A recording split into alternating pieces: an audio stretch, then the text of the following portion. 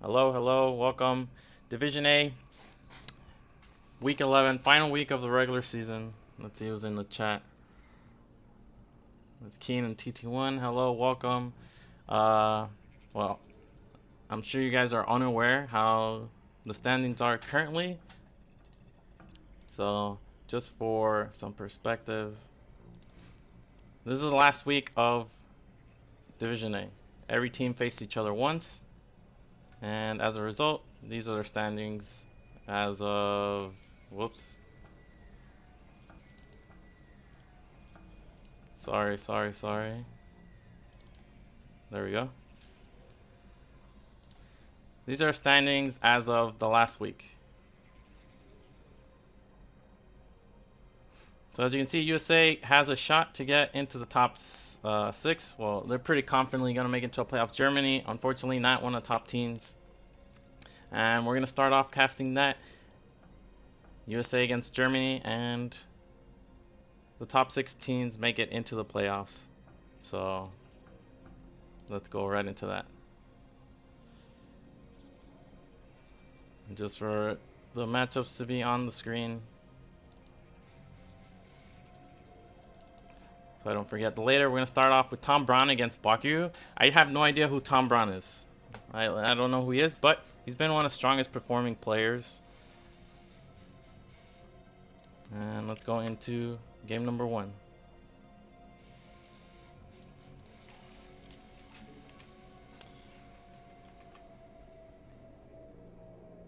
Alright, how's the audio? Quick check. In the top right, we have Tom Braun as the orange Zerg, representing USA. And in the bottom right, we have Bakiryu as the navy. Jeez, this color. Blue Zerg, representing Germany. Now, Bakiryu is curiously way stronger in ZVZ than his other matchups. So I expect a very good game out of here. I don't know Braun's ZVZ level. He's already scouting, unfortunately, in the wrong direction. Both players scouting to the closest net. So Bakiryu's going to have the scouting advantage here. Let's see who opens with the build order advantage. Yeah. I'm sure you shared, Shoop. Thanks for sharing. Making sure. Helping out. Team USA this season doesn't have some of the members from last season, like Canada, who's also performing really well. They've had like a roster overturn. Looks like Bakiryu not going for pool first. This is an overpull from Braun. Overpull gas. And it's going to be up against a 12 pool.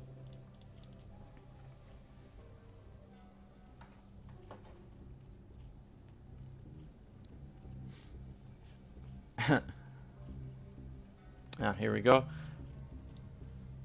I want to say Bakiryu is going to have a slight advantage here, but this definitely, I mean, especially with the scouting advantage, this is actually might be a big advantage. Slight build order lead and scouting advantage, I would say pretty good for Bakiryu. Here we go with the expansion, and Tom Braun is going to have faster gas, and as a result, I'm pretty sure this is a fast lair build. No reason otherwise to go for the overpull. And there's the lair from Tom Braun. Bakiryu with the expansion. And now he's going to see that Braun is in this location and he's going to have lair. I wonder if Bakiryu would just go his own lair as a result. See, the lair timings are actually going to be pretty close if Bakiryu goes for lair first. He won't have problem defending from the early mutas, but no, he actually goes for speed first. And this is a little bit interesting. Tom Braun is going to be able to rely on his ramp defense for a very long time. Canada is actually second heading into the last week of the regular season, only behind Poland, and they face Poland in the final week of the regular season. So if Canada wins by a margin better than 4-2, they'll have the first seed locked up. But it's going to be tough. Poland hasn't lost all season. The closest Poland came to losing was twice where Bonif played an ace match against USA and then against Team Europe. Bonif won both times, so they haven't lost. And here's Brown setting up the nice link position. How many drones do we have on minerals here? This is very healthy. There's a Spire, and Bakyu is going lair behind this. He's droning up now, but I feel like there was a misstep somewhere here.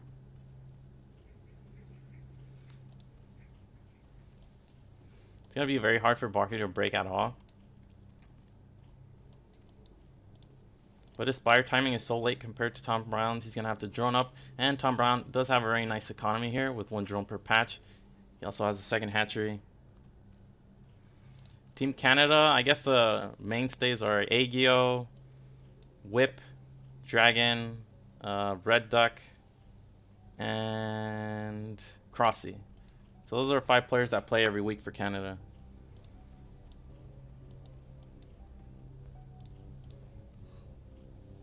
No Gypsy, no Scarlet, no TT1, no models.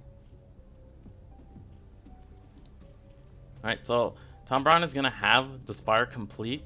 And he's going to be able to make 5 mutos right off the bat, maybe even a 6. I think he's going to be a little short on minerals to make that 6. But at least 5 mutos right off the bat. Baku's getting a Spire. And he's going to have to set up an evolution chamber. He's going to have to get at least 1 spore per base. Right there. That's probably the best location for a spore. He's going to manner his mineral, but he does very safely secure the base. He's also getting well, this is one is going to be for a spore and the other one's going to be for a sunken. And I feel like this is a little bit excessive. And here we go. 5 mutos right off the bat for Tom Brown.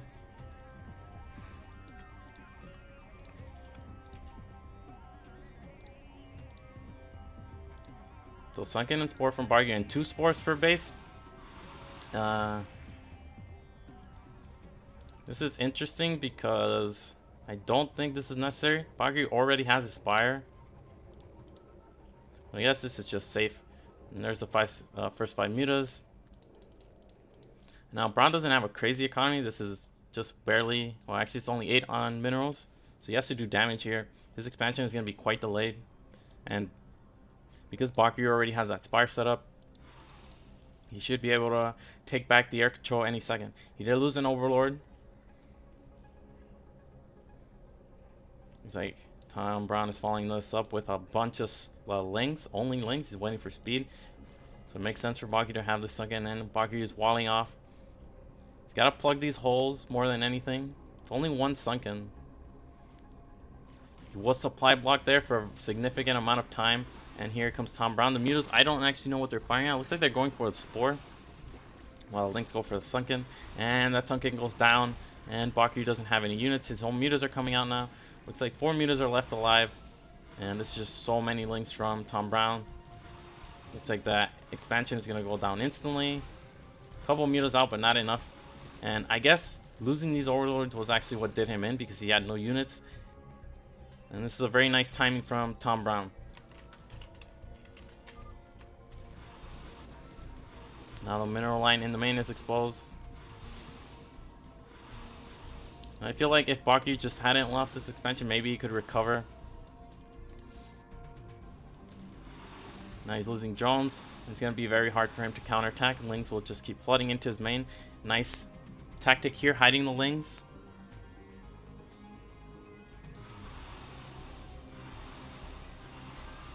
And only 6 drones for Bakyu. And he's basically going to have 1 timing with these mutas, and he's going to have to win the game because we see Tom Brown is just waiting for Bakyu to move out to counter. He already has 7 mutas of his own. It's going to be 7 mutas, a couple Scourge, but too much production from Tom Brown is going to do Bakyu in. And here's the counterattack. Not paying attention and hitting this evolution chamber. Decent micro from Bakyu here. And here come those 8 Lings into Baku's main. And he loses the fight. That'll be it. GG from Baku. And we're going to go into game number 2.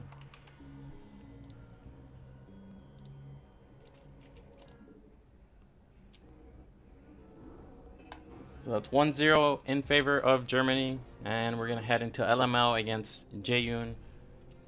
And I already know this is gonna be a long one. This is Caster's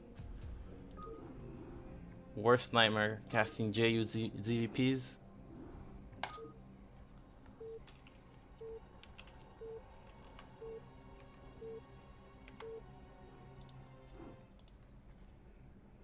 Alright, let's see what we got here. Map. It's going to be Eclipse. Jaeyoon in the top right as the yellow Zerg, representing Team USA. And in the bottom right, we have LML, Clan Red, playing for Germany. Let's see, score is currently 1-0 in favor of USA. Now, both these players, Jaeyoon, pretty strong Zerg player, LML, lesser known German Protoss, but pretty strong. I would say maybe in the B, high B, low A rank.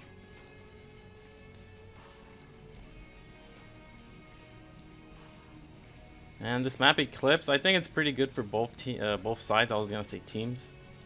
I don't know what happened there. Let's see if LML knows how to properly wall this spawn. Okay, fair enough. Okay, we're in Forge. And he doesn't pylon scout. This is already a little bit interesting because Zergs on this map often like to go hatchery first. So not pylon scouting is going to let Zerg get away with that. And for example, if LML were to... Actually, the probe went back into the main. Maybe it's going to be a gateway expand. Yep, looks like he canceled one probe. He changed his mind. He pivoted. And this is very nice. Jaeyoon actually going for an overpool.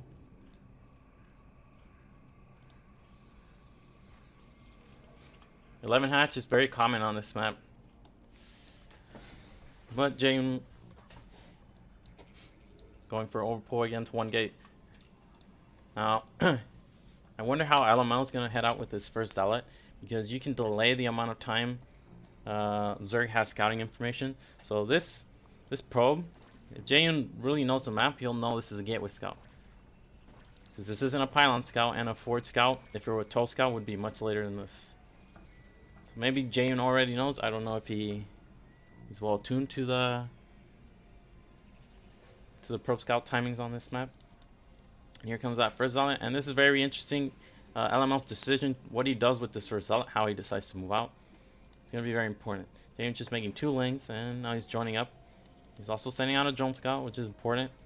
Let's see if he spends any more larvae on drones in the meantime, or he waits to get that confirmation.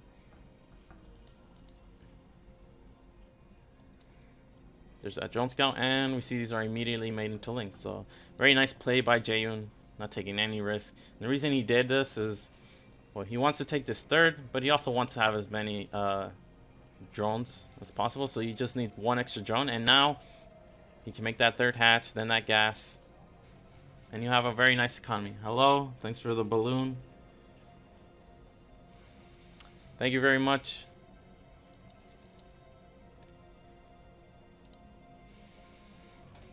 What the heck? I don't hear. There we go. And this is a lot of links Jaeyoon has sent out. He's looking for this, hunting for it. LML wants to get behind the mineral line at the third. Looks like he only went out with the 1 Zealot. This is a pretty risky play. And Jaeyoon made 8 links, and I'm pretty sure he's going to drone up after immediately killing this 1 Zealot. Now this probe is hidden, and I think Jaeyoon's actually forgotten about this probe. He doesn't have vision of it anymore. They're gonna go down any second. LML walling off. He's not making probes. You could have a much stronger economy if you just make probes non-stop with 1 gate. And another pylon as he's supply blocked here currently. Zealot goes down, and Jaeyoon actually very comfortable now. He can drone up liberally here. Overlord on time. Don't see a lot of larva idling. Well, the 1 gate didn't do much damage. It did force 8 links, and it's not like LML's tech is very fast. Jaeyoon can definitely go lair from this position. His economy can certainly support the lair and the subsequent links he'll need once LML decides to move out. He has 2 overlords, 1 in the main scouting tech, 1 in that natural scouting any kind of move out. And here's LML cybernetics score. If Jaeyoon went lair here, he would have it in plenty of time. But he's gonna go actually for 3-hatch Hydra. He never pulled off gas. This probe is gonna scout it. So unfortunate for Jaeyoon. Yeah, he scouts the den. What the heck? Alright, so building Hydra Den doesn't have that much range. So that's actually an insane scout from LML. LML sees the Hydra Den, and Jaeyoon has no idea this probe is here. But he's hiding. I wonder what he's going to construct with it. He could definitely go Citadel here immediately, and then an arc. Okay, so there's a proxy pylon in the main. Jaeyoon hunting for Zealots. He's not aware, or he's not sure if there's any hidden out on the map. Let's look at the drone saturation. We have 9, we have 7, we have 3. These Hydra Dens are a little bit slower because we got link speed. And here's the first Zealot move on. LML, I'm pretty sure he's doing this to distract Jaeyoon. This pylon kind of gets in the way of cannons. I think it should either be one lower so you can actually add cannons between the pylon and the building. He's actually going Citadel and a gateway. Now this gateway is not really going to help, because what you want to do with these proxy hidden in Zerg base buildings is make DTs to really catch Zerg off guard. And this SimCity is good, but the wall behind it is actually very bad. These pylons or these cannons are actually very exposed, and you can't have too many of them, and you want them all in the same horizontal line so they protect each other very well. And it's gonna be awkward to add more cannons. So if Jaeyoon goes all in, LML can be in a bit of trouble. Alright, so I mean, he's actually making a Zealot, and this is absolutely not going to do anything. Zealots aren't very useful. Jaeyoon will have his Hydra army at the front, so there's actually an opportunity for Zealots to counter, but because the Zealots will just alert Jaeyoon can just pull the drones and easily clean up the Zealots. I do like this. He's going immediately for archives. He's adding cannons, but look how awkward these cannons are placed. This is not very good Hydra defense.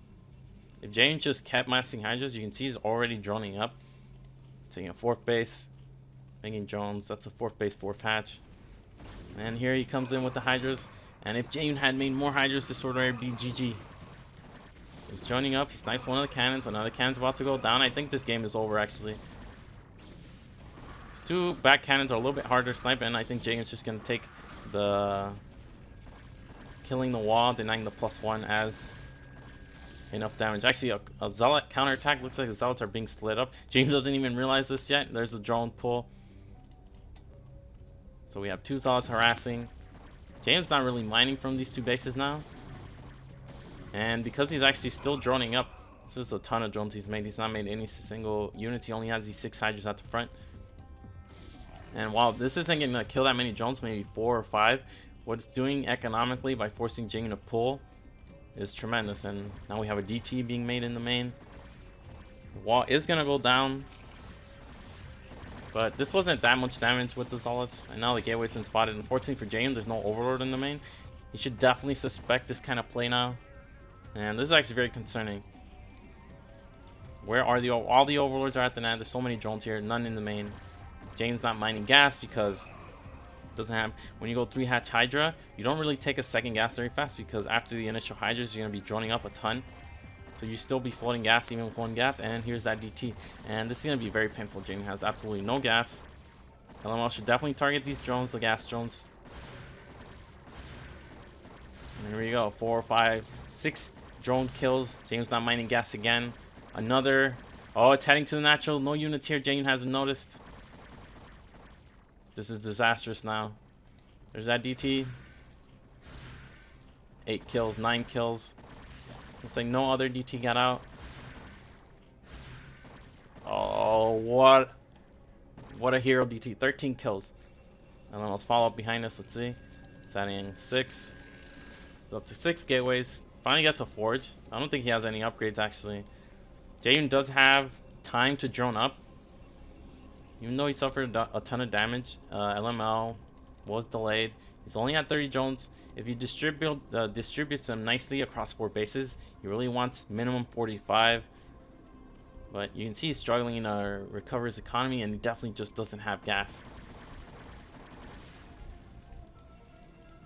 LML has Dragoon range on the way. Does he have a Robo? Now, if I were in LML's position, I would already just think about going a ton of speed lots with High Templars, knowing there's not going to be threat of Muta or Lurker. The DT was in the main, it denied gas for a very long time, and he scouted the natural didn't have gas. Zerg's going to be on, or was on 1 gas for a very long time. Not going to have the opportunity to transition very easily. Kind of a whiff of a storm, but it does actually get 3 Hydras with the cannons. Zealots don't have +1, but that doesn't really matter that much against Hydra-based armies. And Jane's getting +1 armor, and as you can see, he just doesn't have any gas. This is a ton of Zealots already. LML is going to have a very strong timing here, and even if the timing doesn't kill Jane, he can easily take a natural or a 3rd base behind this. Alright, now we have a very healthy economy for Jane. He's finally taking his 3rd gas, adding some drones because he doesn't want to remove from minerals just to make that gas. Let's look at the drone saturation. Okay, so we're in a comfortable position now to pump units. And LML. Well, his Robo's actually very delayed. He got range first. It's a little bit curious. We see a 7th gateway going up. And here he comes moving out with a bunch of slow Zealots. Not that many High Templars here. Only 2 High Templars. He's leaving 1 back. Jane's got to be careful here, but he could definitely maneuver these Hydras behind the army and just pick off these High Templars for free. He's adding Sunkens because he's a little bit concerned. This is a very threatening attack. If he can just hold off without suffering a ton of damage, he'll be in a pretty good position. LML looks like he's retreating. Protoss really doesn't want to attack. I mean, look at these bases. Jane's just adding Sunkens. The storm here is going to be key. He has 2 on that High Templar and only 1 on the other, so 3 storms here. Nice storm there. He really wants to storm once the Hydras are behind the wall and can't micro. That's a very nice storm. He still has 1 more storm. He could definitely use it. Now, unfortunately, this SimCity is very good, so he's forced to retreat, and this Archon is forfeit. But he's putting a ton of pressure on Jaehyun, and he could definitely take another base now.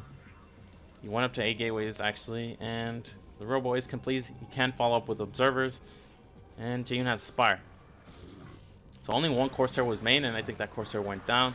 So a Muta switch can be strong, but Jaehyun has to be careful not to die while he's doing that. Didn't leave any links to just harass or even scout this 3rd base. And here we have more hatcheries going down, but when you go this many hatcheries, it's hard to support a Muta Hydra composition. This is just pure Hydra, and he has +1. He's forgetting +2. LML's on +1, so both players are very late upgrades.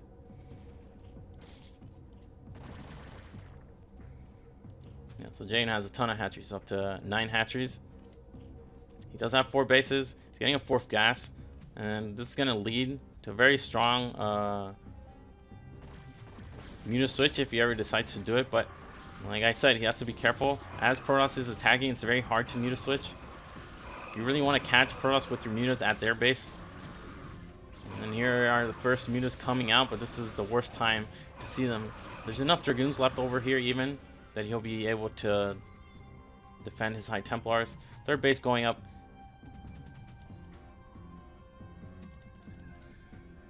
No +2. But there's actually not that many other units. Mostly High Templar armies are very easy to kill. Here come the reinforcements. I think LML should have retreated and waited for this to arrive, or at least group them up. Here come the Dragoons. There's 1 storm. Another High Templar goes down. The remaining 2 are morphed into an Archon, and it's about a control group of Dragoons, some Zealots. Jaehyun has a ton of production here. So even though supply has looked like this, Jaehyun can actually clean this up pretty easily. But he did lose 1 hatchery. He was forced into making a ton of creeps.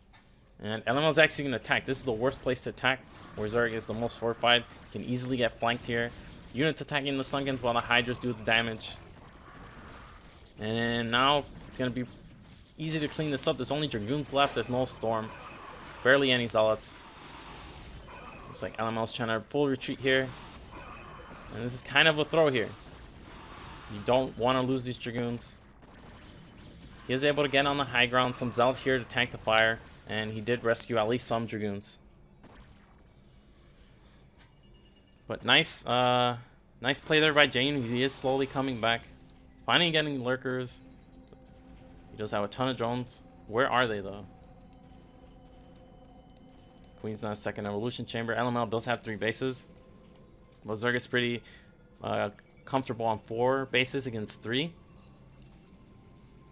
Simply because if you look, LML is going to run out of minerals on these 2 bases pretty soon, while Jane is still going to have 4 healthy bases for a very long time.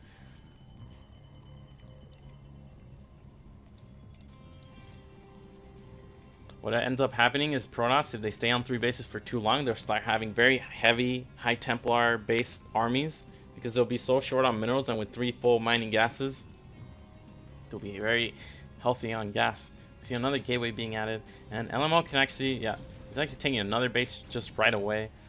James' lurkers are very delayed, so he doesn't have this nice position to defend this ramp, and he's having to maneuver his entire army to defend his bases. He's finally getting hive. He's getting +1 carapace. He did lose his evolution chamber. I don't see it being remade.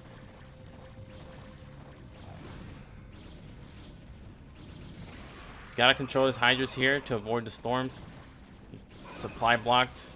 Kind of a whiff of a storm there, but this is a lot of Protoss army. 1-1 upgrades. Hydras only have 1-0. Jane actually maneuvering out of the Hydra's wall, out of the storms with his Hydra's wall. And again, mostly Dragoons. Do we have any storms left? Looks like we had another storm. Jane's forced to retreat there. Another nice storm here. If LML can reinforce this position, this very exposed hatcheries now. And I like how he always makes them into Archons. This adds a lot of meat to your army. A lot of fire can be tanked now. The Dragoons are the real damage dealers here, so all these Zealots and Archons that get in the way of the Hydras help out a ton. But you can see, Protoss, as long as Protoss keeps smartly retreating, they're going to take good fights. What you don't want to do is stay around too long with your army and then get that cleaned up. We already saw that happen once, and Jaeyoon cleaned up the army at his natural. So we had 3 DT drop. This is actually very risky. This is a ton of gas investing into drop. You have Jaeyoon pressuring the 4th base. Alright, Templar coming. DTs are very nice to distract. Where did the shuttle go? Looks like the shuttle is running around. I don't really know why he went for 3 DT drop. It's kind of a Hail Mary play because it's very hard cross map to get into the main. And 3 DTs don't accomplish much more than 1 DT. We could have seen some, I don't know, a Zealot to tank Sunken Fire and then the Storm drop there. But nice macro so far from LML. And here's what I'm talking about. If LML didn't have this 4th base, he'd actually be in very big trouble. He'd only be on 1 effective base in terms of minerals. He's got to secure that 4th base. Watch out for counters. Now, where are Jane's Overlords? They're nicely positioned here. He needs 1 more over so he can defend, or scout army movement so he can defend better. You can see he's actually burrowing and unburrowing a ton because he doesn't know where Protoss is going to attack. Now, Protoss armies in this position, it's actually very hard for him to attack his net. It's a very long path by ground. James setting up a nice lurker field. I want to check really quickly what the upgrades are, where the evolution chambers are. Looks like we only have 2 for Jaeyoon. Only 1 is upgraded currently. LML is at 1-1. He has 2 forges, but neither are getting upgrades. Already switching into Reavers.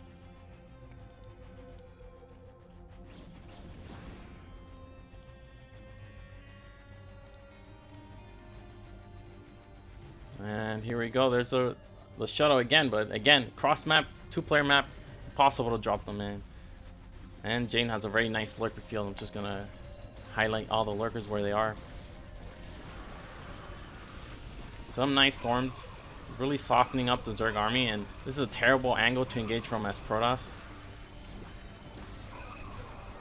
And not enough Dragoons, mostly Zealots. You really want to attack with the Dragoons and the High Templars and leave the Zealots just like right behind the army. But this is a ton of value now. It looks like he's found a soft spot in the defense. He's able to storm, but again, where are his reinforcements? It's very slow to reinforce. Jane can clean this up. Two Sunkens really helping out here just to buy time as Jane's reinforcements come in, the rally, units being sent over. And again, James is going to clean this up, but I think this was just enough of an effective trade for LML that this was worth it. As you can see behind us, he's actually going to set up a 5th base even. They're taking the top left double gas, but double gas is not that important in ZVP. Jaren already has 4 gas, and once he switches into cracklings... Oh no. Okay, 1 hit away. This is so good for LML if he can get this base set up. He of course has to watch out for counters, but I like how he left a couple Zealots and this 1 High Templar here. The 1 High Templar with 3 potential storms. It's going to be very hard for Jane to break down that base. This base, with just the ramp, it's way easier to defend. He even has a Reaver here already.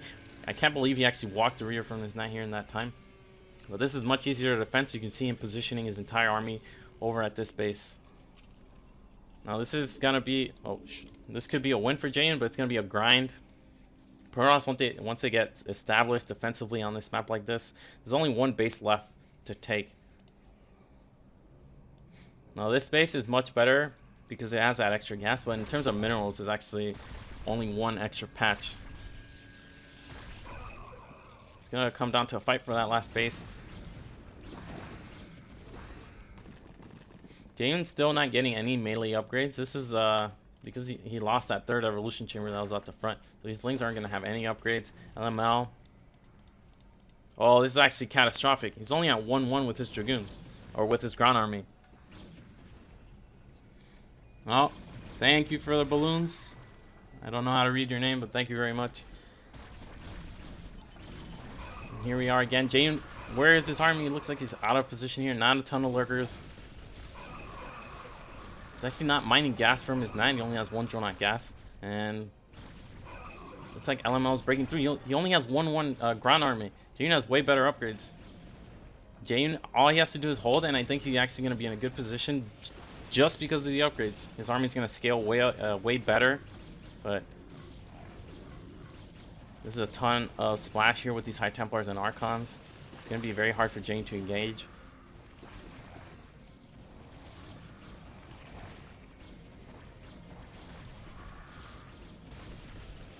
Coming in with Hydra Lurker, not exactly what you want to be doing.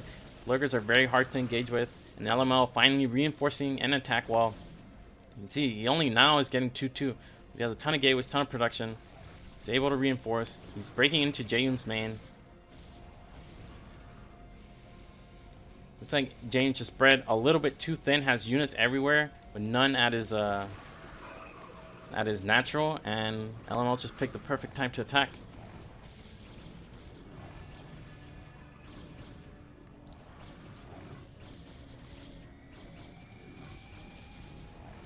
So James just going to give up his main and trying to set up elsewhere, but with Protoss on this many bases, I don't think Zerg can effectively play like this. It's just too hard to secure all your bases. Protoss is already switching into Reavers. Looks like a ton of probes being sent to that new base. Hive goes down, so we're not going to see any 3-3 upgrades from Zerg. Zerg player is Jayun, yes. DJY, Jayun.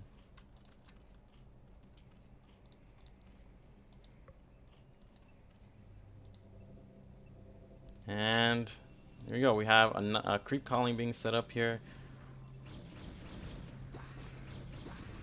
But LML can just go from base to base, particularly this base. It's very hard to defend this base on Eclipse.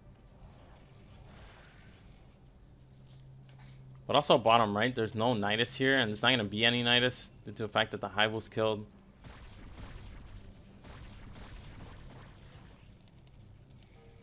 Game does have a Defiler out already. Looks like Defiler Mound was made at top left. And here we go. He's going to try to break into the space. We do have a spawning pool for some Sunkens. Nice storms hitting 2 lurkers, and there's just not enough units here. Jane can get a very nice playoff. Where is this army? He's gonna come in. LML flooding in with some Zealots. And Jane's gonna lose this base, and that's GG. What an upset. But very nice plays by LML, and we're gonna be tied at 1-1.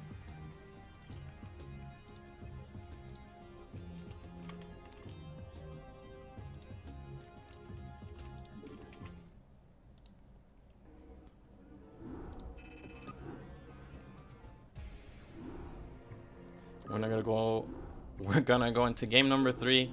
It's gonna be Raz against Cryok, a rare Terran in Nation Wars. The map is Fighting Spirit. LML Gosu, yes, I can attest to that. I think he might be underrated. I remember I played him in a random tournament, and he random Protoss into my Zerg, and absolutely crushed me. Alright, so here we are. Oop. In the top right position, we have Red Cryok representing Team Germany. Looks like Germany has a ton of red players. And in the bottom left, we have the newcomer to Team USA, Raz. I say newcomer because he didn't play last season, but he's been on Team USA since the beginning of the season.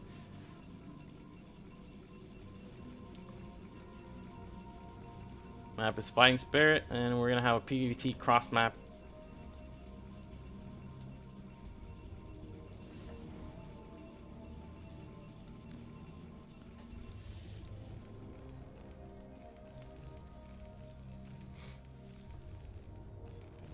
Vamos Raz. Looks like we have some Raz fans in the chat. I don't think I've seen Raz PvT simply because there are no Terrans in Division A. I think Division A has a total of 4 Terrans.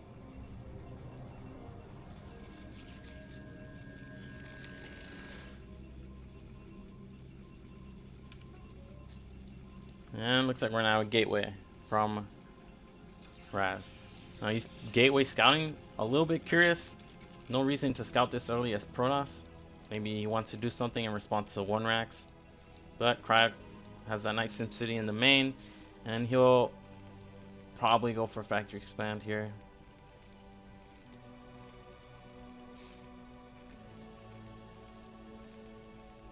He's gonna go for that late 12 gas, and he's scouting the middle. Don't really know why. And Cryok scouting at the normal timing.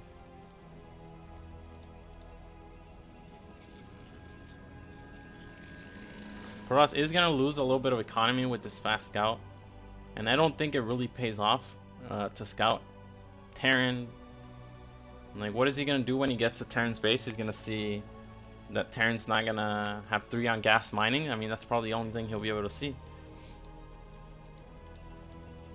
There's that core, and okay, so this really doesn't make sense to me, but I think he's doing this so his Zealot knows where to go, which is fine and dandy and all, but not only are you losing economy by scouting after Gateway, you're also losing economy because you have to cut a probe to get a Zealot and a pylon out. So this is actually very damaging to Protoss. It has to do some kind of damage, and Cryok is very well set up to defend against this kind of play. This is like double SimCity with the barracks. Marines can fit through here, Zealots cannot. It's very hard to attack a Terran that is this fortified. Plus the factory is made very close to barracks.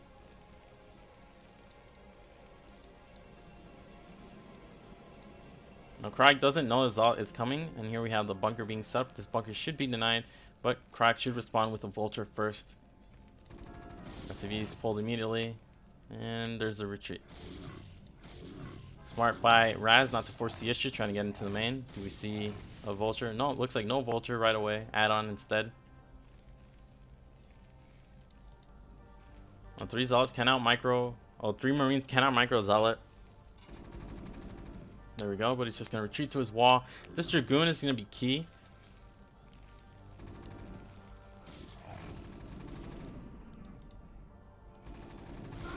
A nice micro by Cryok. He's going to lose 1 Marine, damages a couple others. Now the Dragoon has arrived, so no SCV blocking for the Zealot. Good targeting to eliminate that Zealot, but now these Marines are forfeit. I would love to pause the game here and talk about why Raz shouldn't attack any further.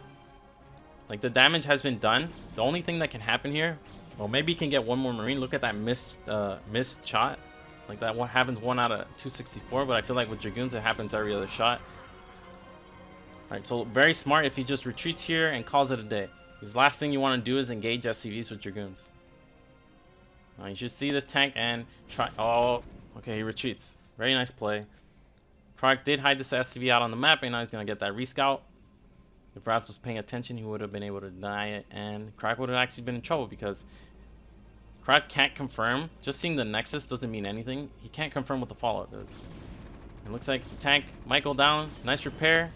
Nice repair, but no. Tank does go on. So 2 Dragoons. I've done so much damage. It was 1 Dragoon, 1 Zealot, and I killed 4 or 5 Marines, 1 tank. Now he's going to retreat. Did see mines. He could easily double expand here. That was a ton of damage that was accomplished there. And Krog is following up with the fast second factory, but you see he's not producing from that first factory. Now Raz, I think what he did in damage is going to be he's handicapping himself by not making probes. He shouldn't have this kind of worker deficit.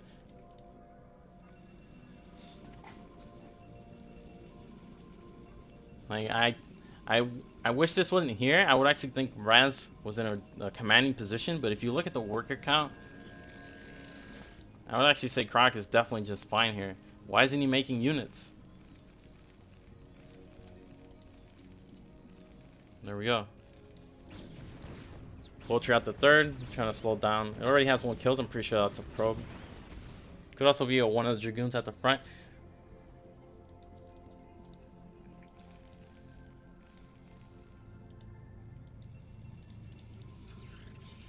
Rat's falling up the 3 gateways, but again, not enough probes being constantly produced. He's falling behind in worker count, despite doing all that damage, slowing down Krog's economy, slowing down his expansion, delaying that bunker.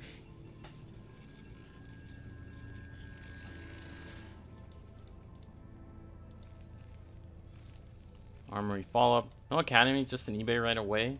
A little bit curious, he did scout. He got in the main, he sought the Robo. He could easily follow up with Army Academy. He doesn't have to get that eBay to make turrets.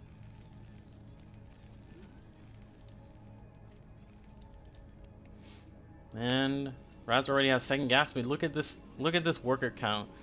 How many probes are actually mining minerals?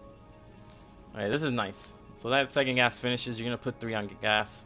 You gotta make that up. Cleaning up some mines on the map. Now, I would say normally Krog is fine here, but he actually forgot to make a tank. And this is actually backfiring immediately. Fortunately, Dragoons are dumb and you saw they got stuck there. You might be able to get 2 tanks here. If he can break through the ramp, looks like he's actually going to break through and again. Looks like the aggression is paying off for Raz. Looks like only 3 of these Dragoons are low health. 1 tank is going to pop out here. And SCVs do tank a ton of damage. But I want you to look. His Nexus aren't blinking while he's doing this. So even though he's doing a ton of damage, he's actually harming his own build. And this is why I never like going into Protoss's mains. Like, can you imagine if he didn't commit and go into the main, he killed those tanks and just harassed the net? Definitely force a pull of the SCVs, if not a lift. But it's just so tempting to go into the Terran's main.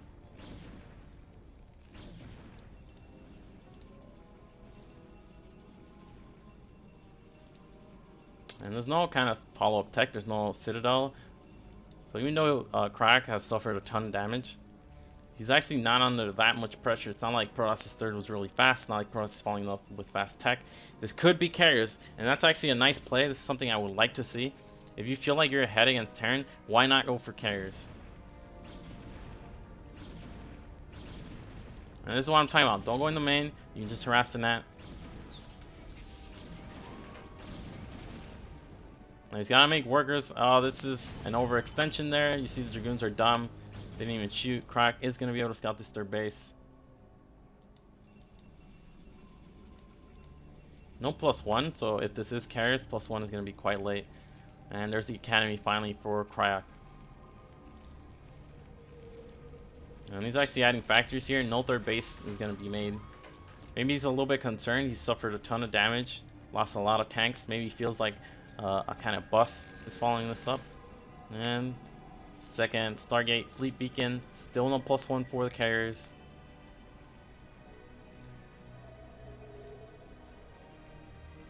And these scans are just gonna give right away that it's carriers. This is very important for Terran to get scans to see what kind of tech you're up against. And 5 fact from Crack. Normally adding the factories at this time is just too late, but Raz has been slowed down basically by his own doing.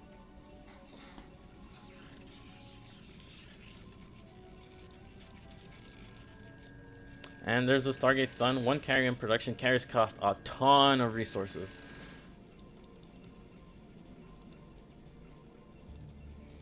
Like, not only do you have to make the carriers, then you have to build the interceptors, then you have to get the interceptor upgrade, and then you have to get +1. All those things cost resources. Now, Crack is holding on to his scans. It's fine getting Vulture speed. He's actually only making Vultures now. Vultures faster reinforced, and there's a starport. So this is going to be 2 base play. And this is how many tanks? It's 8 tanks and a ton of Vulture reinforcements. Crack has to be careful. Yeah, he could get flanked here. It's only 4 gateways, but Dragoons are actually very good when the tanks are in this low of a number. Crack will have a ton of Vultures very quickly reinforcing. You can see 5 Vultures pop out very quickly, and they get to the fight very quickly. It's gonna come down to the control of Raz. If Raz can split off his Dragoons, doesn't want to have them clumped like this. Really want to come at as large an angle as possible. Now, this looks like a nice trade. He's killing off tanks. But the problem is, there's gonna be so many Vultures reinforcing this. He's gotta be careful now. He has some Dragoons back at home. Does he have pylon walls? Looks like the third isn't walled off. Why would he wall like this? Vultures can come in. Pylon block. Okay, nice block there, but the third, there's no defense here. Dragoons are very slow. There's no observers. He's making Zealots because he's going to be short on gas, making carriers. But Zealots don't help out here at all. He does finally wall off. Probes on the other side. Crack can't come in here with the Vultures. Looks like that's what he's intending to do. I don't think he actually knows that it's carriers yet. Maybe he's wondering, but he hasn't utilized any of his scans. And here come the Vultures from the other side. Nice play. Picks off these probes. And he actually does have a 3rd command center and a science facilities on the way. Where's his armory? Pretty sure I saw an armory earlier. Am I crazy?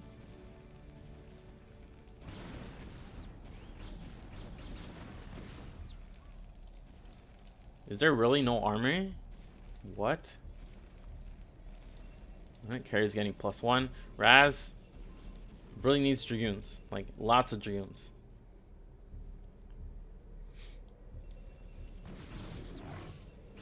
Zealots have speed, but again, not going to be able to do much with the Zealots. He has to be careful against this Vulture harass. And another probe's going to go down. Crack's going to be able to set up his 3rd base, but again, he doesn't have an armory. Critically, he's not going to have upgrades. He's going to have a lot of production. And look, these scans are almost full on energy. Croc is playing very strangely. He's not scanning. Why would he not scan? What is going on here that he doesn't scan? Like, he's just comfortable not ever seeing Protoss's main. 4 carriers already out. Lucky for him, he can make, what, 7 Goliaths right off the bat. But they're not going to have range. They're not going to have +1. It's like, I don't understand what's going on. This is... Where's that army? Is it hidden right there? Come on. I know it's here. There's got to be something there. I mean, I see Terran already has +1. No, he does have an armory. I have no idea where it is. And here are the carriers. We finally did see a scan go off.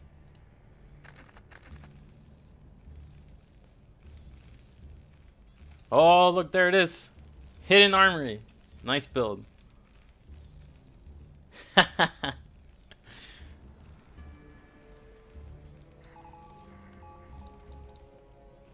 Carrier's gonna be able to harass now. Oh, and there he sees him. And well, crap. Crowd's gonna be like, what the heck? It's actually just gonna move out, and this is actually not the play because these tanks are just gonna be picked off. 3 tanks for our Protoss player here. Hello, Groglog. What's up?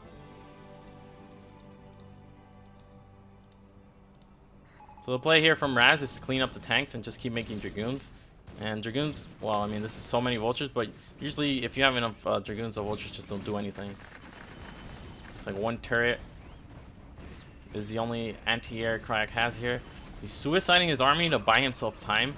He is on equal bases, but equal bases is not favorable against carriers. It's about even. It really comes down to the trades. Carriers can be way more efficient than regular Protoss.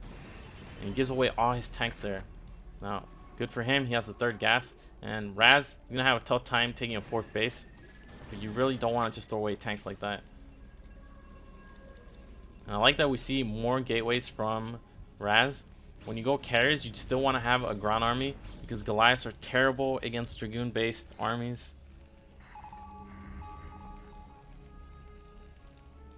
No ground upgrades. You still want to get +1 at least. And Croc is getting 2-1.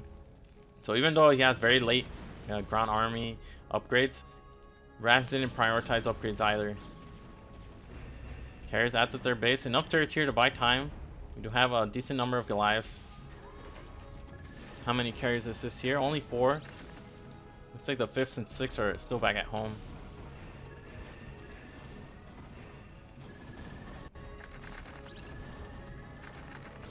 Mine's doing a ton of damage here. Not that many tanks. All Raz has to do here is prioritize killing the tanks so his ground army can be more effective. Dragoons are very good, but they're not good against tanks when they're clumped up like this. Getting bugged here on the ramp. It's not a very effective trade here at all for he can hold position, and even low ground goons will do fine against Goliaths. Looks like he's actually gonna retreat. I feel like he had a favorable position there. The tank is very nicely placed now. Again, Raz needs a 4th base. Looks like he's gonna take top left. He actually has no a ton of idle probes. He has no income because he suffered a ton of harass early on. It's basically on 2 bases now. Croc's main mine's out. And there we go. One of the Vultures kills another base attempt from Raz. The ground army is scaling. Wall 4 Cryak. He's already at 2-1. He's gonna have 3-2. 0-0. Still want to get ground weapon upgrades as Protoss. Carriers can get a nice position here. They're gonna snipe that rack, so every time Cryak wants to see, he has to utilize the scan. And what Raz can do here, he can engage the Goliaths head on. You can see he doesn't have enough minerals to constantly reproduce the resources or the interceptors with his resources. He has to find and pick his spots. He has a couple options, like this gas is always going to be very exposed, and killing the gas with carriers is actually very important because it makes Terran makes tough decisions whether to incorporate more tanks. Like Terran just wants to make tanks and Goliaths and maybe mix in some Vultures, but if you kill one of their gases, all of a sudden they're going to be short on gas.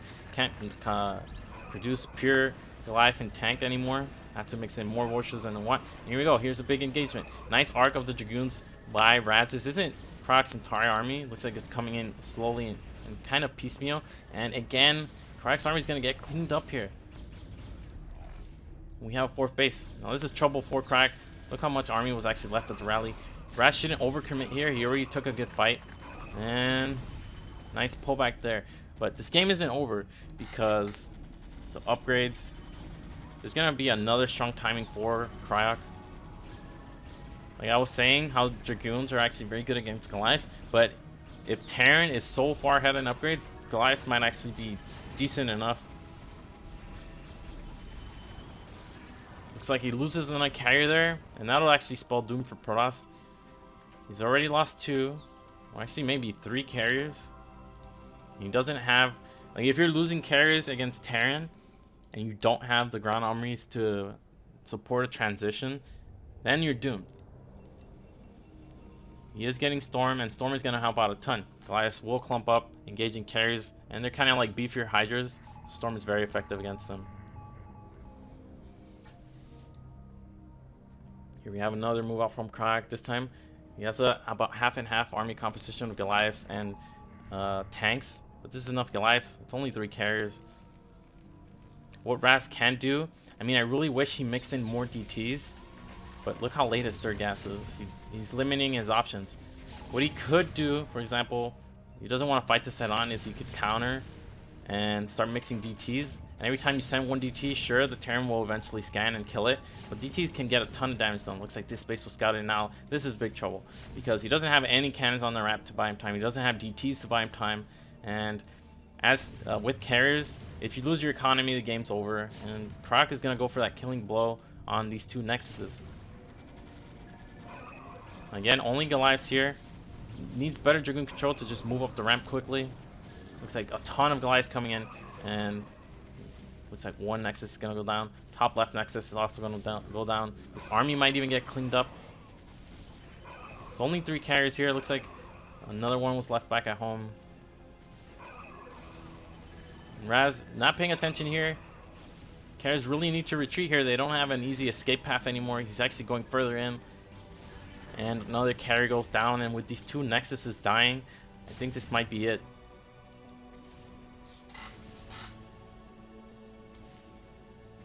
I'd play in this series. No, I'm not on Team USA. I don't live there permanently anymore, so. But here we go. Raz losing those 2 Nexuses. Now Krak is looking to be in a very commanding position. And this is unfortunate because it's not like Krak's economy was crazy. It was just misplays with the army and critically losing carriers, not having a transition option, late third gas. A lot of small miscues there, and with that, Germany actually has another point on the board, and they're going to be up 2-1.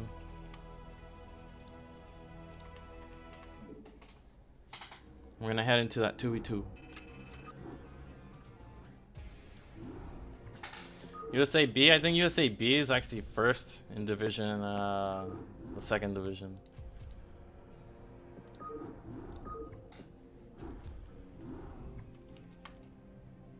Oh.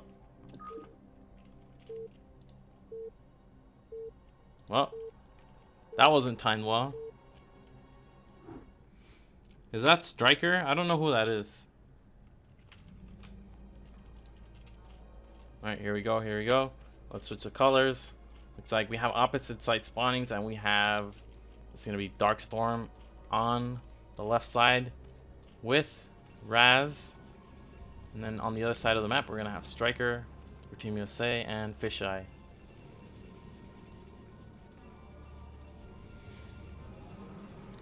Alright, so opposite side spawning ZVP.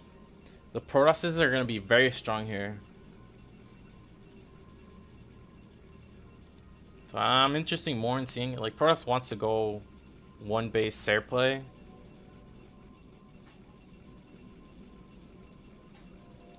Zergs can get away with 12 hatch, but 12 hatch is so risky.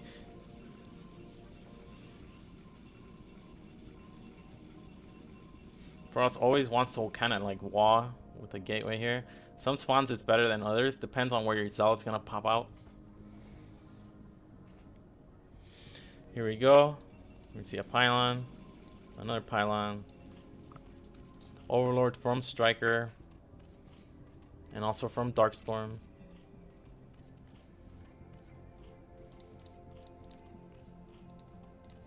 And we have an overpull from Darkstorm. And I think Striker is gonna go for 12 pull. Now they know which players are on which sides. And Striker's actually going to go for a 12 hatch. Now this is very risky. It's not so risky against Fisheye. Because, for example, if Fisheye goes for 1 gate tech, let's say he's going to go for 2 gate, which is not that common on this map. 2 gate is not very good. 12 hatch, long ground path. It is going to force Striker to make a ton of Zerglings, which won't help out a ton against what he's going to have to do later against the Mutas.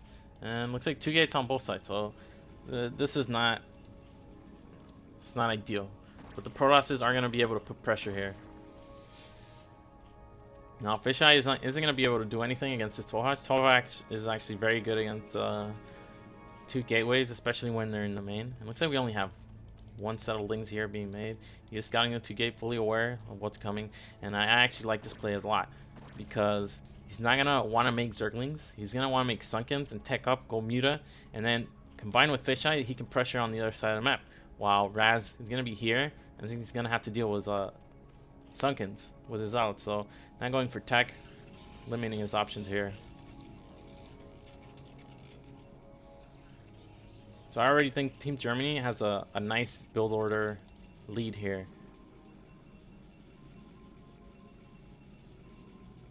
Starcraft caster.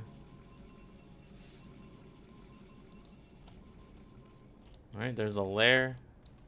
Only a couple of links have been made. And here comes the first 3 Zealots. Raz, very late gas. Fisheye as well, but one of Zerg is going to have a way faster lair than the other. And here's the first Zealot at Striker's natural. Now Striker doesn't want to make Sunkens, but if he's going to rely on links to defend, because you need to, you can't SimCity this effectively. So it's being rallied across the map. Let's see how effective this first Zealot deals with the links. Looks like only manages to get 2. Here comes that second Zealot. And there's a Spire already on the way. Now he sees these Zealots coming across the map. It's going to be, what, 10 lings against 3 Zealots. With good micro, he can hold, but it's pretty tough. Speed finishes just in time, though. That's very clutch. Nice micro so far from the Zerg player. Raz trying his best. But with Zerglings, it's way easier to defend Zealots.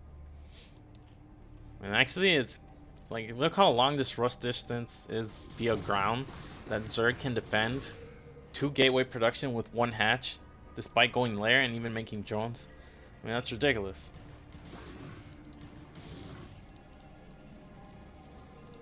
Fisheye getting a core. He has to be careful he doesn't die to mass Zerglings. There's a Spire 4 Striker.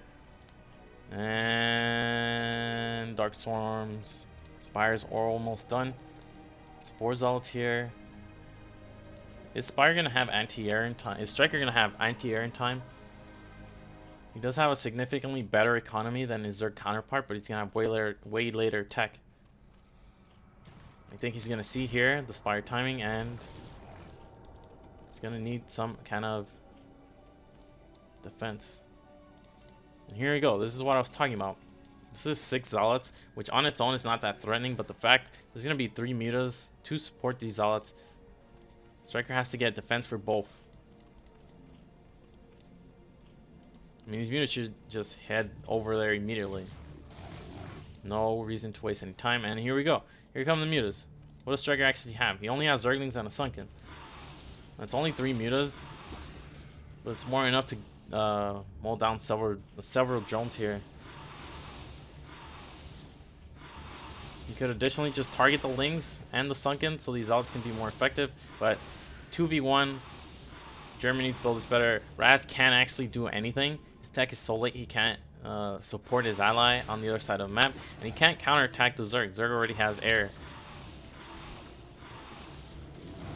Striker doing his best here. He does have 2 hatcheries to 1. He's going to have more mutas initially. I mean, Darkstorm is going to have more mutas initially, but the longer it goes on, the more Striker can catch up. Looks like 2 mutas pop out, but he did spend a ton of larva on Zerglings, and this is 3 versus 4. A couple Dragoons come here to support, and Striker's dead. Striker's just dead here. Better planned build from Team Germany.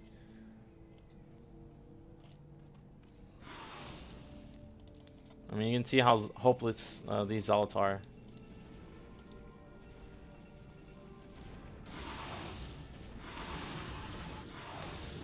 And I'm just going to put it on the board. It's 3-1 currently, Germany up against Team USA.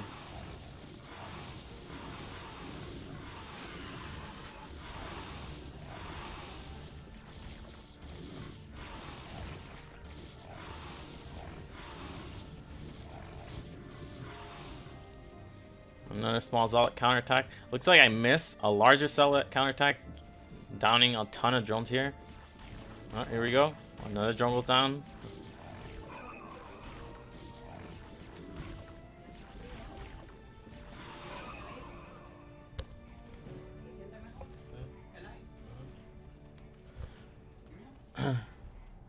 Well, there we go.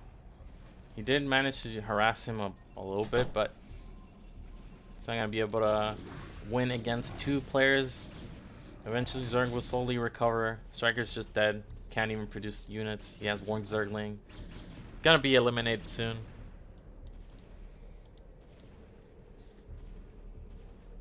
Now this is an interesting play from Raz. Not giving up right away. For example, if he had this Nexus up earlier, without even just one cannon, this isn't enough mutas to do anything. So basically he would have just been playing 2v1, but he would have been 1v1 for a very long time on his side, and he'd have some time to catch up in army count. So by the time Fisheye also got across the map, maybe he could do something, but Fisheye can just expand himself. So this is why it's impossible to win 2v1. And Zerg already has a nice enough economy. I mean, I say nice enough with only 6 drones, but 6 is a lot more than 0. What are they doing? They're like looking. It's like, look at me, I'm gonna pass these dragoons over.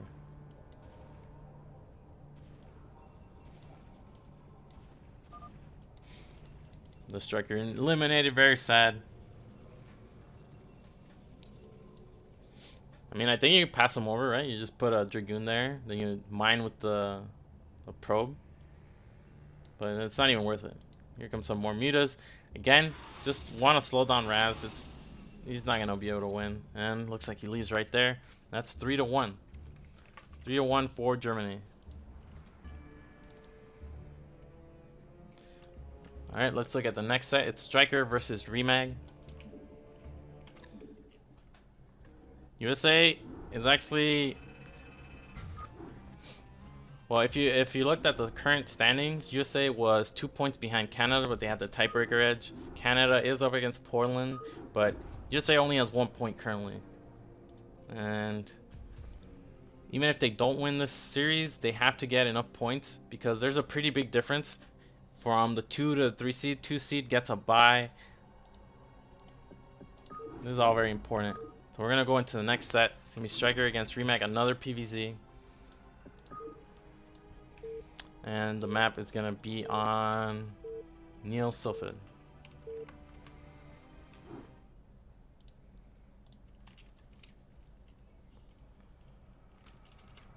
Alright, looks like we have Remag in the bottom left. That's the red Protoss. War Team Germany, and in the bottom right we have Striker as the blue Zerg representing Team USA. Map is Silphid, very common map now to see basically all the time.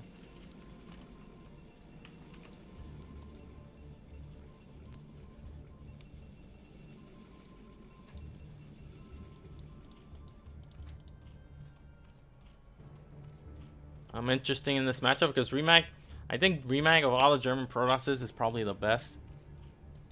Not just because, ignore the APM, I've seen him play. In Nation Wars 1, he actually only lost once, and it was in a best of 3 where he took a set off Dandy. He was actually undefeated until the playoffs. I don't think he's doing nearly as well this season, but still just a strong player that not a lot of people know about. Some people don't participate in events and just really, like, unless they're really motivated for them, and I guess Nation Wars brings that out of some. And I like the scouting pattern from Remag. He scouts for the Overlord, doesn't see it, and just goes to bottom right. Now Zergs can be tricky. Even if they spawn at 12, they'll send the Overlord like this to this position, because Protoss won't see it even if they're here. So it's actually very tricky. And I think I saw Crossy first do it, where they send the Overlord, knowing that Protoss is always scout for the Overlord. So it's just kind of like some meta plays with the Overlord scouting, specific to this map, of course.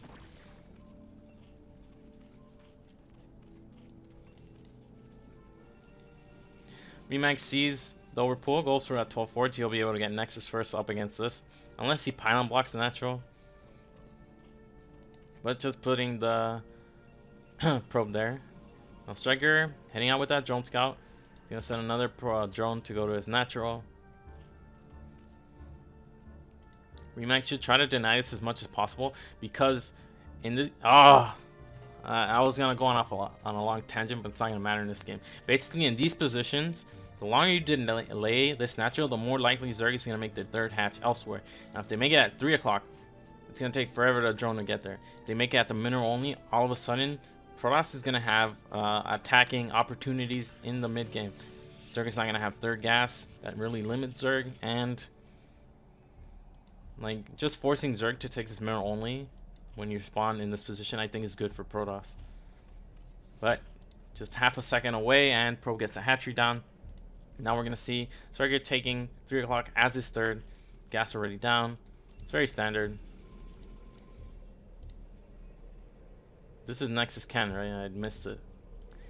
I was gonna finish just in time. Now Lings, because of the cannon like morphing animation, I think that Ling could have gotten in, but getting one Ling in, he really had to be on top of that to see. Remag getting that full scout, but not that important. To see what Striker's doing, more important to just keep it alive until an actual decision has to be made. Striker could morph that lair at the natural just to throw Remag off a bit, but no, just makes it right in his face. Not a big deal. It's only a couple seconds difference, and Protoss can just loop towards the natural and confirm that.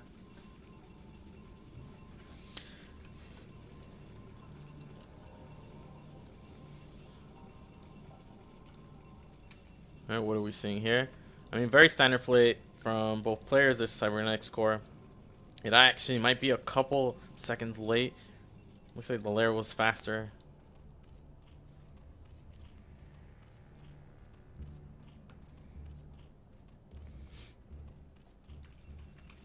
And again, look at the score. It's 3-1 currently. USA one of the top teams. Germany one of the unfortunately bottom teams. One's all heading out to pressure. Striker should be prepared for this. Ling speed is about 20 seconds away. But yeah, there you see some Lings and Remag with the retreat. So nice pressure there from Remag. Not going to lose that Zealot. We have the Stargate on the way. See the Spire as well.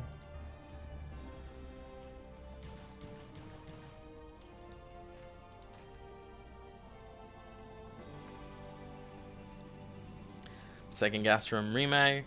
His wall is a little bit vulnerable to a run by. Only has 2 Zealots blocking. Of course, and this is a note for all you Protoss players out there. When Ling speed finishes, so around 5 minutes, maybe a little bit earlier, and you have a 3-gap wall, you gotta block with a probe. Because you're only gonna have 2 Zealots at that time. There's a Stargate Citadel, no +1 air, +1 ground, of course, 3 on gas. And let's see what Striker is up to. Looks like he has a 4th hatch already.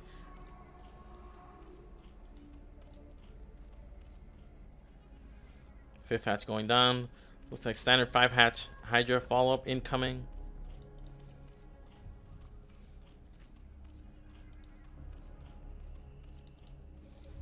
Okay, it looks like 5 hatch Hydra isn't incoming. We're gonna have Mutas being made first. We have these 2 overlords being made, and none of the larvae is actually being utilized.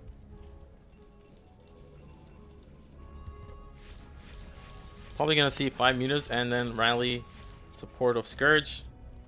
And this is gonna give Striker, like he saw Protoss wasn't getting +1 air. Protoss actually going up for more gateways before archives, so this is gonna be a speed lot follow-up. And here are the first Mutas from Striker. It's going to be not that many Mutas, of course. The second gas was delayed. This isn't a heavy investment in Mutas. He's going to transition into Hydras off of this. Now the idea is that these Mutas will give him map control for long enough that he can drone up further and then transition into Hydras. He's going to need to get those Hydra upgrades. He's going to get +1. A couple Sunkens going down, but he's droning up heavily behind us. And he's forcing cannons in the Protoss main. We have 5 Mutas. He has to keep an eye at the front to see if Remag ever moves out with the Zealots, of course. It's like he's ignoring the Corsairs, just trying to down as many probes as he can. Mutas do one shot. 5 mutas do one shot the probes. Looks like he even forced a Dragoon, couple Dragoons, and Dragoon range. So all kind of strangeness from Remag in response to mutas. You see the worker count. You don't actually know how many. Striker's got to do the split. He's got to split off these mutas.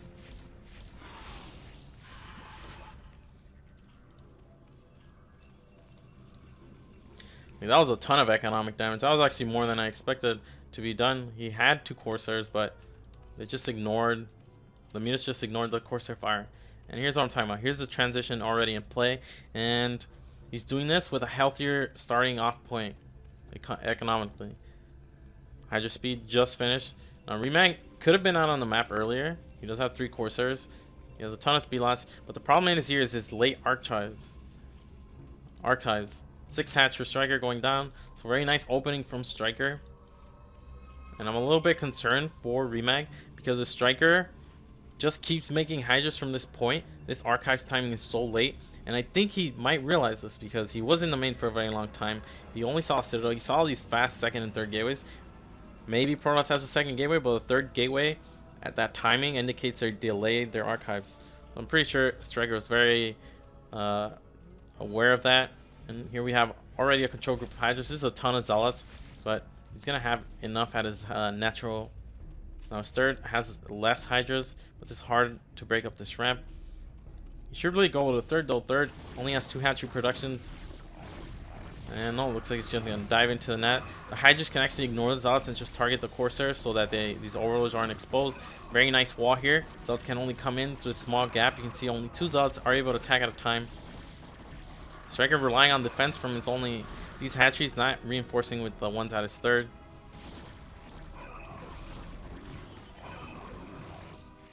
That's attacking the sunken, giving the Hydras a lot of time. And I think Remag is just going to get cleaned up here, and he doesn't have anything behind us. You can see his Templars are actually very late.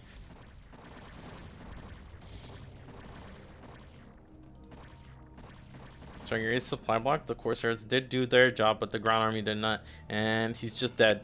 He's dead. I'm calling it right now. He's dead because there's no Templars. There's only 2 cannons. This is enough Hydras to kill Remag right now. So I mean, Striker's going to be patient. He's just going to try to kill this wall. As soon as he realizes there's no Templars here, this game's over. He is supply block though, so he can reinforce his position. But like I said, this is just enough Hydras here. I mean, this is 11 Hydras, and he's going to die to this because his cannons were late. His Templar tech was late. Striker's even droning up behind us. Look, he's making 13 drones. He didn't think he would win with this attack. And, well, that was it. Alright, so the next set was actually a walkover in favor of Boa. So we're going to go to an ace match. So just write in the chat who do you think is going to play in the ace. Let's see who gets it right first.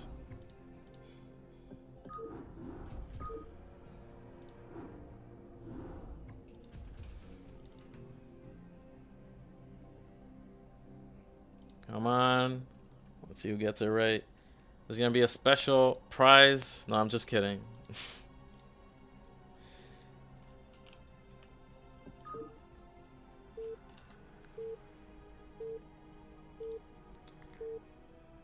Alright, no one guessed it. Just gonna go right in. And it's not surprisingly Boa against Cryok. And whoa, could these be worse colors? What is this? I guess this is orange, and we have Boa in the bottom left. That's the orange Protoss, and in the bottom right, we're gonna have Cryok as the red Terran. I shift tab, and it gave us red against red, so this is only slightly better. We're gonna have to live with it. Come on, Striker, you were there. You're the captain, or the pseudo captain. Team USA has 2 captains. They have the pseudo captain and they have the Sugo captain.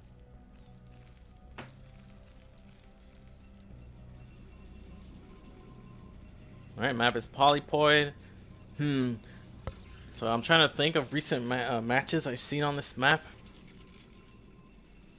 I think it was Bisu. Yeah, it was Bisu, but it was top left against top right, which is a different scenario. Oh, that made you laugh, Shoop? I just thought of that right now. The pseudo captain. It looks like we're having the same depot and barracks position. And now you see Boa not bothering with that gateway scout, no need. Wants those extra minerals.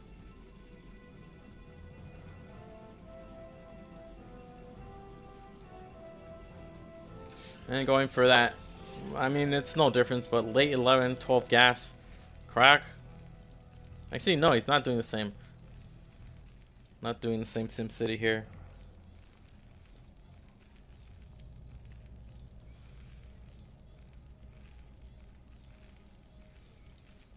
Alright, standard scout timing, and I like how this building placement, from Boa. One thing in PvT you should always be aware of.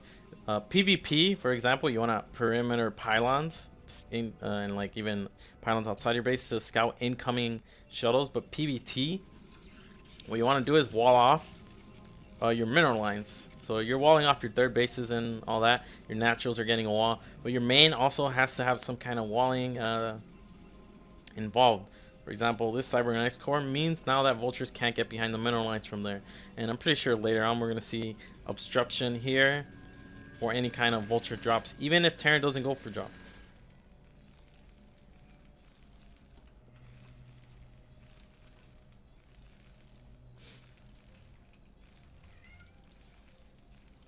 There's a factory from Crack, only one on gas. We're going to see a fax expansion. And with the very delayed scout from Boa, he's going to have slightly more minerals. He's also not going for that zealot. And nice pylon, third pylon, semi-hidden. You always want to freak out Terran. Hide that third pylon even if you're playing standard.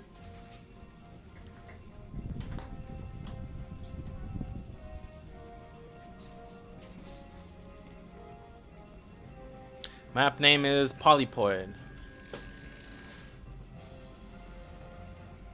And we have Crack here with the bunker expansion just to get his low ground command center. Terrans no longer want to do that high ground command center, fold it over. So because you can't defend with 2 Marines on the low ground, we're seeing that. Now this bunker can be made after the command center, but that usually only happens when Terran can scout Protoss first and confirm there's no zealot on the map. So Crack not cutting any corners, just playing as safe as possible. He's gonna get in the main. I think he's gonna see this pylon. Actually pretty important. I mean, if there's gonna be hidden tag, it was gonna be at that pylon. But he doesn't confirm anything else really, so he still has to play safe. But with the Nexus, and you can see the benefit of the bunker expansion, because before Terrans would high ground command center, then the amount of time it takes to lift and land at the natural is actually quite long, longer than you'd expect. So Terran with this faster expansion has a nice boost in the economy. And these are the kinds of changes in build orders that make the game interesting. We always have constant changes, and it really keeps everything fresh. Robo from Boa. One tank with 2 Dragoons is not enough to dive on the tank. And Boa has to be careful. You only want to take shield damage. This Dragoon's already at half health.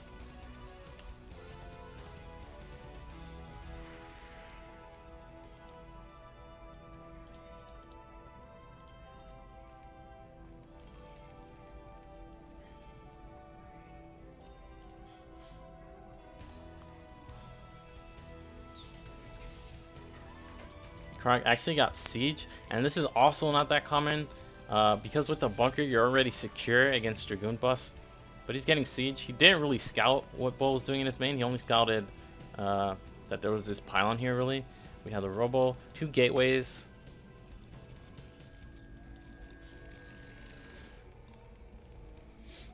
And let's see what Bo's follow up is. No third gateway. He's gonna go into observers. This will mean a faster third, and I don't think he's going to take this mineral only third. He'll probably take the 9 o'clock. Reason being is you want to expand away from Terran, not towards them. And for example, losing this position is already pretty disastrous for Protoss, but it's not game ending. But if you have a Nexus here and you lose this position, that's game ending. So remember earlier what I said about how Terrans want to play in PvT. You're going to pylon wall everywhere you can, so the natural and the third. And you're also going to sim your main so that drops are way less effective. And that's what we're seeing here. And we see the robo being semi-hidden. Croc knows there's a pylon here, so he might scan like right here. But he doesn't know where the gateways are, so he's probably going to want to confirm that position first. Well, and in the first game, we actually saw Croc go for a very late academy. So he's doing that again. He's gonna go double expand off one factory. He's getting a full turret perimeter, but this is not a great use of minerals. It's gonna work out because Boa maybe knows how Boa plays. I think I've seen Boa go for Reavers almost every time in PvT.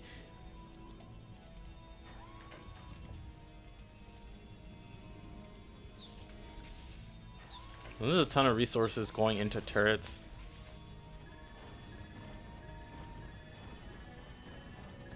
Looks like the observer trying to get in, and observer goes down. That was Bull's first observer. He's not gonna have observers for a very long time. Third nexus going up. He's gonna pylon wall again.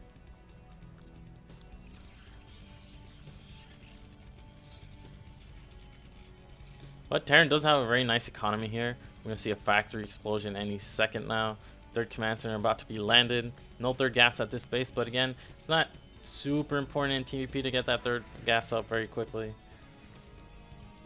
We're up to 10 Dragoons, and finally some Zealots being added, and this is very nice. Another observer is going to be made here, but it's very light on observers when you open like this. Go rover, observer, shuttle, reaver, and the reason he did that is so he could get shuttle speed and only harass with a shuttle that has shuttle speed. Now, where can he actually enter the base? I mean, if he hugs the right side of the map, only one turret's not going to be able to stop a shuttle. We're finally seeing Academy Armory now. And immediate second add-on from Cryok. Full wall from Boa and Citadel follow-up. Still only on 2 gateways, 3rd gateway and 4th gateway being added now. And like I said, here's the shuttle. It's going to be able to get... You should drop off one Zealot to snipe this turret, giving him a retreat path. He doesn't do that though. And here comes the Reaver. And there's no anti-air, there's only 2 Marines here.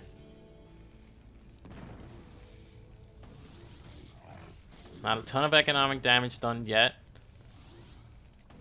And the shuttle can't actually retreat unless he snipes off the turret with the Reaver. Croc, I think, is trying to get that done. Like, I mean, this is kind of interesting. If he puts on one SCV repairing that Reaver, it takes 3 Reaver shots, and maybe he has enough time to clean up that Reaver. But, oh, well, nice juke there. Third nexus set up. Terran is on 3 command centers. That was a ton of damage. He only lost to 2 Zealots. Shuttle is still alive. Don't want to remake the shuttle. That's another thing.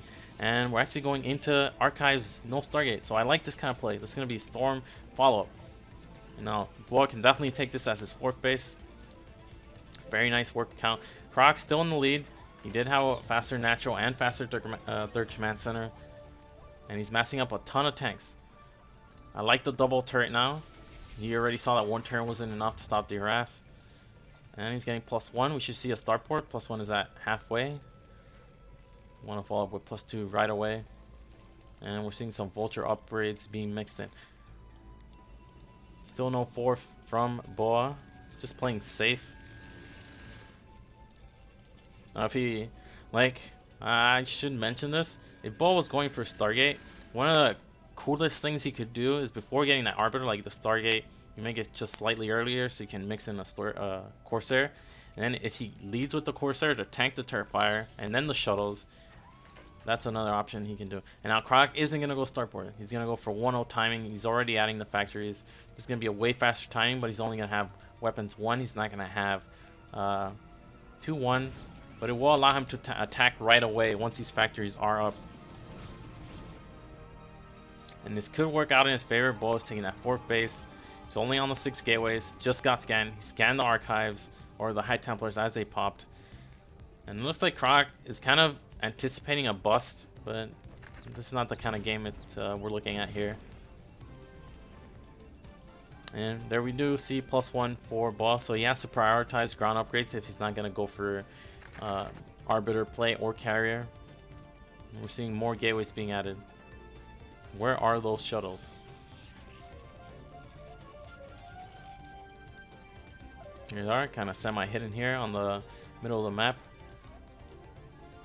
And Boa even going up to a 5th base. Now he's adding gateways before this. He's going up to 9 gateways. He's going to be up against 9 factories. 3, 6, 9.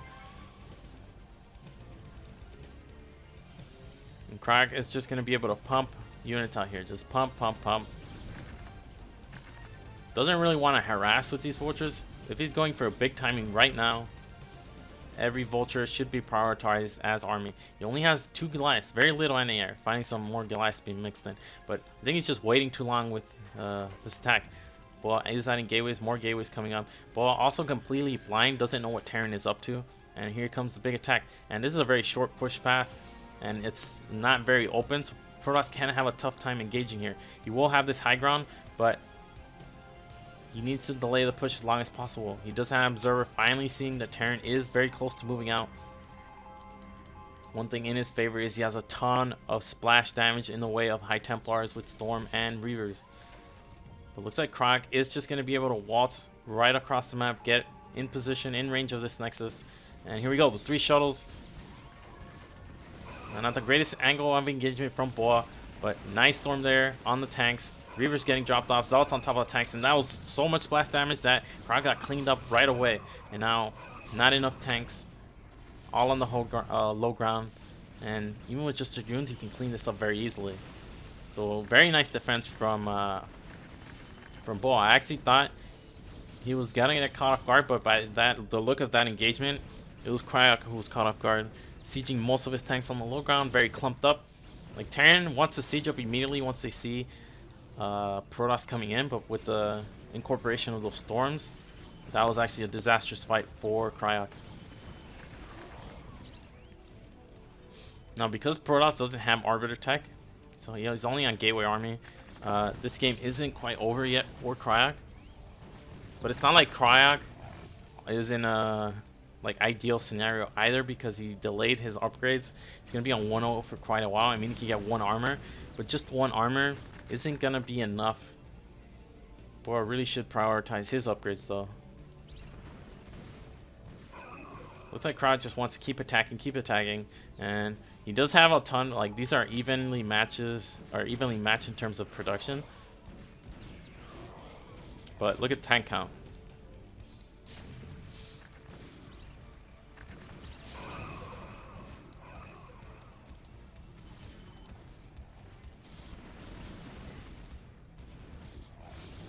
I mean, Croc relentlessly attacking here, but his tank count's being reduced. And we're finally seeing a late switch into Arbiter from Boa. And he's up to 5 gateways with a very healthy semi-probe count. Still making probes at top left, but he's actually over making probes now.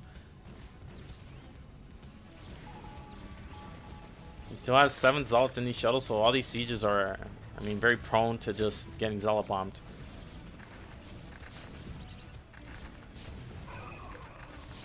And here we go, Zealots being dropped on the tanks. Croc pushing forward, but Boa has enough Dragoons here that he's able to clean up all these vultures. Only 2 tanks, not enough splash here for Terran. And again, only 1-0 upgrades, and Croc's position is starting to look grim. Again, he just can't cross this position. He can't get tanks on the high ground, and he can't keep his tanks alive. And Boa is on 5 bases, and his position is looking even better than it was a couple minutes ago. Terran getting +1 armor, but Boa 2 forges, getting Templar energy, getting Arbiters, adding gateways at top left.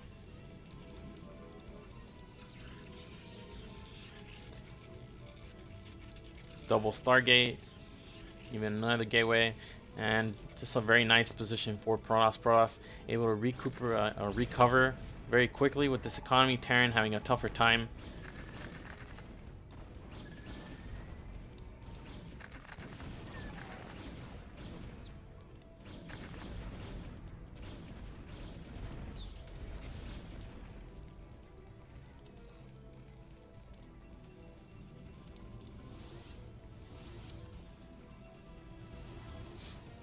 And I think Krog is going to go for one last attempt. I mean, I wonder what he could have done. Maybe after that first push died, he could have just pivoted, taken 6 or even 3. Made a third add-on so he could start building up that tank count that he previously lost. Looks like we're going to have some storm drop here. Nope.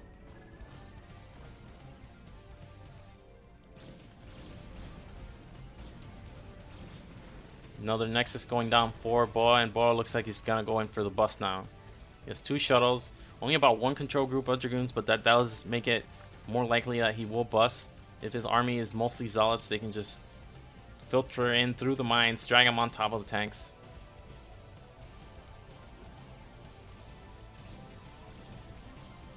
And here we go, he's coming in, leading with some of the Zealots.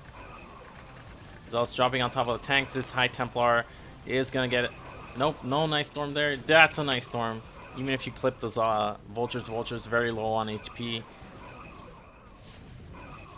And boys breaking through here. Not that much defense left. Only 2 tanks, no mines.